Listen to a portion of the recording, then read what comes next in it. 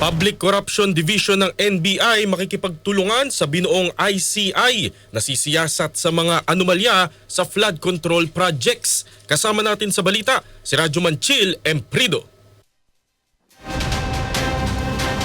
Radyoman Sander, Radyoman Aljo, tiniyak na ng National Bureau of Investigation na handa silang makipagtulungan sa Independent Commission for Infrastructure na binuo ni Pangulong Ferdinand Marcos Jr. Ito'y upang masiguro ang masusing investigasyon. Ayon kay NBI Director Jaime Santiago, bumuo na ang Department of Justice ng isang Public Works Corruption and Bid Rigging Task Force na tututok sa investigasyon hinggil sa kontrobersyal na mga proyekto ng flood control.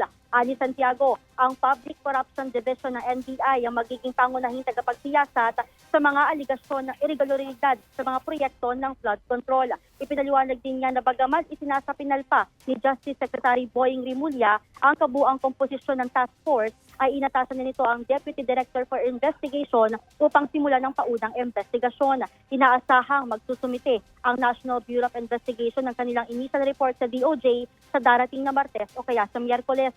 Layo ng bagong task force na pabilisin at palalimin ang pagsisiyasat sa mga reklamo ng katiwalian at bid rigging na kinasasangkutan ng ilang proyekto ng Department of Public Works and Highways o DPWH.